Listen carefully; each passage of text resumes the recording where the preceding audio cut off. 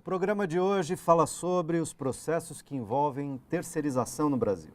Participam desse debate Delano Coimbra, assessor jurídico da FEComércio São Paulo, Carolina Mercante, procuradora do Ministério Público do Trabalho de São Paulo, pesquisador e membro do Fórum Permanente em Defesa dos Direitos dos Trabalhadores Ameaçados pela Terceirização, e Maria das Graças Costa, secretária nacional de Relações do Trabalho da CUT. O projeto de lei 4330 de 2004, que permitia terceirizar sem limites e atacava direitos trabalhistas, foi engavetado no Congresso Nacional depois de longa batalha e mobilização da classe trabalhadora. Agora, uma ação civil pública da celulose nipo-brasileira, Cenibra, está sendo julgada pelo Supremo Tribunal Federal.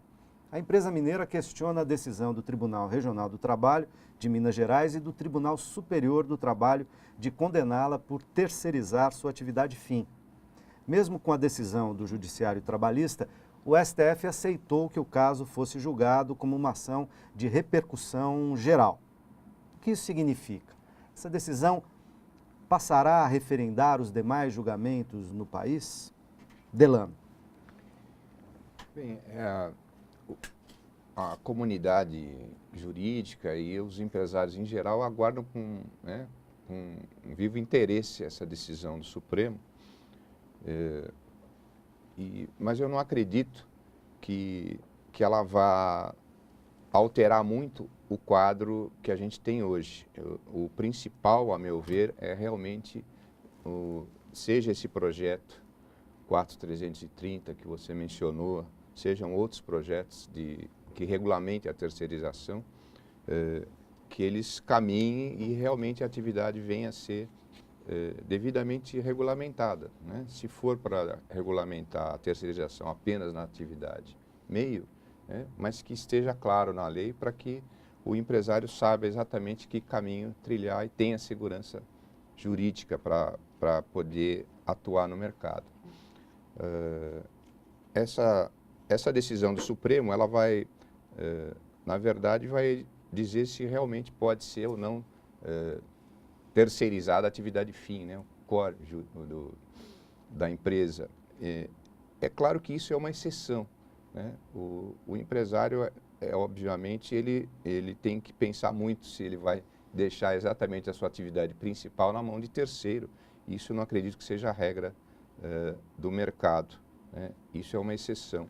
O que eu acho que é importante na regulamentação é que, e aquele projeto 4330 que está no Congresso assim dispõe, que a empresa terceirizada ela tem um objeto social único, né? Tem a qualificação, especialização, que ela fiscalize mensalmente, praticamente só pagando a fatura se a outra empresa contratada tiver recolhido todos os encargos dos trabalhadores, ou seja, ela prevê um seguro para que não haja precarização das condições de trabalho. Com relação a essa diferença de remuneração, se é que ela existe, pelo menos o Diese assim está apontando, né? Eu diria que uma outra discussão muito clara com relação ao tema é se o terceirizado ele tem que ter os mesmos direitos do trabalhador que está na empresa, né? Ou não. Eu diria que isso tem a ver mais com o sistema nosso de enquadramento sindical. Porque se ele tiver na mesma atividade, ele tem o mesmo sindicato, não tem por que ele estar com uma remuneração menor, né? Hoje nós não estamos no sistema que nem o americano, que é o sindicato por empresa. Então, independente da profissão, da função do trabalhador, ele tem um sindicato só, né? Seja peão, seja um dirigente, né? Hoje o nosso sistema é por categoria, então se ele tem uma atividade específica, ele vai seguir a norma coletiva, né? A convenção coletiva daquela categoria. Não há por que ele estar com uma remuneração diferenciada e defasada. Esse é o meu ponto de Mas, vista. na verdade, Que isso acontece. se acontecesse na atividade fim, né? Porque nas atividades meio, você tem um conjunto de categorias que são diferentes das categorias da atividade fim que a empresa contratante tem. Ou estou errado, Carolina? Quer dizer, vamos na tomar um realidade- exemplo claro para o nosso telespectador entender. Aquilo que foi permitido, vigilância e limpeza. Numa empresa, numa indústria que fabrica automóveis, por exemplo, uma coisa é ser metalúrgico, outra coisa é ser vigilante ou ser servente, estar na limpeza. Quer dizer, são categorias diferentes. Não é porque elas estão trabalhando na mesma empresa que você só tem um sindicato atuando ali dentro. Tá certo falar isso? Na realidade, sim. E na atividade fim, a terceirização na atividade fim, qual é a realidade fática? Existe o sindicato de empregados que trabalham em empresas prestadoras de serviço.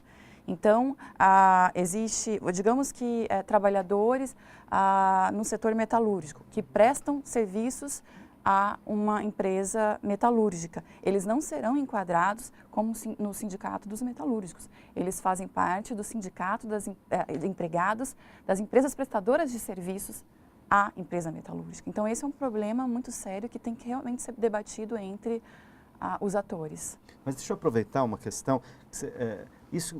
Essa ação que foi ao Supremo, tá certo? Qual a leitura que o Ministério Público faz? Quer dizer, o Supremo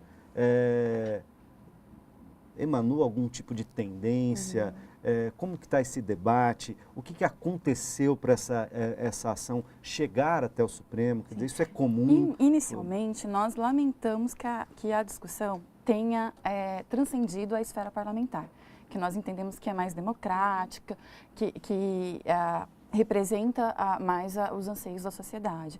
Porém, indo ao Supremo Tribunal Federal, nós acreditamos que o Supremo que os ministros terão sensibilidade de equilibrar a interpretação constitucional, para que não penda apenas ao setor empresarial, né, ou às classes trabalhadoras, que haja uma harmonia nessa interpretação do Supremo.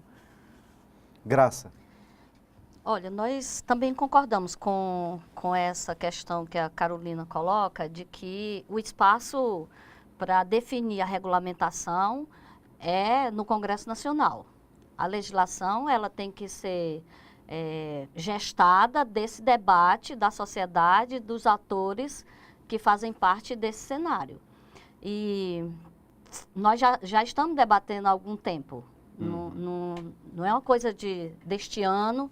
Agora o cenário está mais complicado, porque além do 4330, que está na Câmara dos Deputados, nós temos o PLS 87, que está no Senado, que é o mesmo conteúdo, e nós temos agora a repercussão geral no STF, com o risco dos ministros votarem, né, e resolverem a vida de todo o mercado de trabalho, resolverem o que nós construímos nesses últimos 100 anos de lutas e conquistas no Brasil. É um cenário muito... fora da arena do debate político, que é o debate. Congresso Nacional, quer dizer, judicializando a questão. Isso.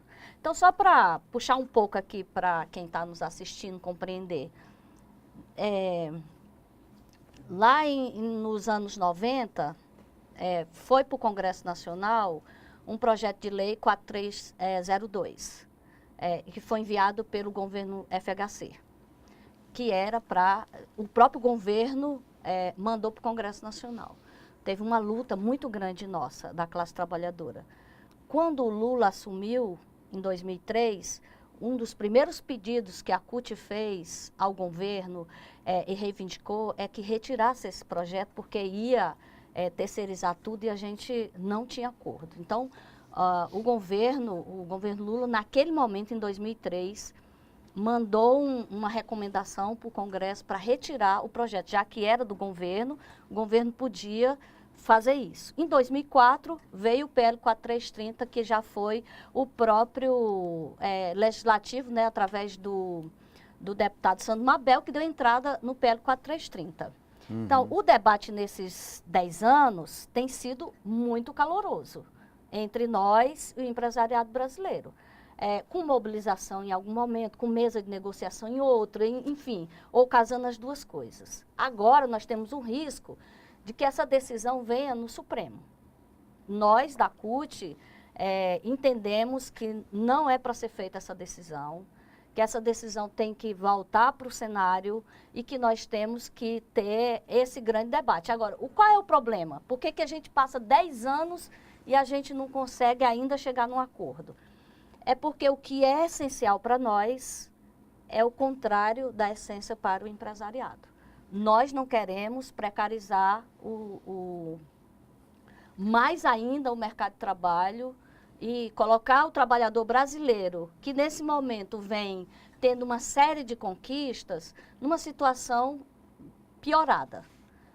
E aí, se liberar geral, a gente já sabe como é que vai acontecer. Porque, assim, a CNI fez viu, doutor Delano, fez uma pesquisa entre o empresariado. O resultado da pesquisa mostra que a maioria das empresas estão dizendo que faz a terceirização para reduzir custos e não para fazer especialização do seu produto para melhorar a sua conconcorrência interna ou externa. Então, a maioria, a própria CNI divulgou, a pesquisa feita com as empresas estão dizendo que a maioria delas disseram que faz a terceirização para reduzir custo. Aí a consequência são essa lama de coisa que nós temos aí, que o trabalhador e a trabalhadora está submetido, né? Então, no nosso entendimento, a gente tem que trazer para o Congresso Nacional e trabalhar para aprovar uma lei que realmente gera igualdade entre os trabalhadores. Agora, um outro grande ataque, é na organização sindical. Porque não é um ataque só aos direitos, só à saúde, só à sobrevivência do trabalhador e da trabalhadora. É também um ataque à organização, como foi muito bem dito aqui. Se você tem uma empresa, tem um sindicato que está lá representando esses trabalhadores. Se você contrata uma outra empresa, várias empresas, várias prestadoras de serviço no mesmo ambiente, cada uma, qual é o sindicato? Esses trabalhadores vão ser defendidos, representados por qual sindicato? Por vários, né? Por isso que nós defendemos... Sindicatos com força e expressão muito diferente. Aí quando no nosso dossiê, a gente apresenta vários ramos. Aqui, só um exemplo pequeno. Os bancários. Os bancários têm uma tradição de organização muito forte no Brasil. Então, se você for olhar aqui, o vale-refeição dos bancários, defendido pela categoria, pelo sindicato, é um pouco acima de R$26. Quer dizer, vale um almoço de um pouco mais de R$26 para o bancário. Uhum. Os terceirizados que estão no banco, onde tem negociação, o almoço vale um pouco mais de R$8. Uhum. É disso que nós estamos falando. É disso que nós estamos falando. Sem contar outras questões, como o PLR. Eu entrei no acordo coletivo do Sindicato de Empregados em Empresas de Prestadoras de Serviços de São Paulo e eu vi lá um PLR de R$200 por mês. Mas isso não é PLR. Participação nos lucros e resultados não pode ser fixo. Se é R$200 por ano. Só que se a pessoa faltar, ela perde esse direito de R$200 por ano de PLR. Né?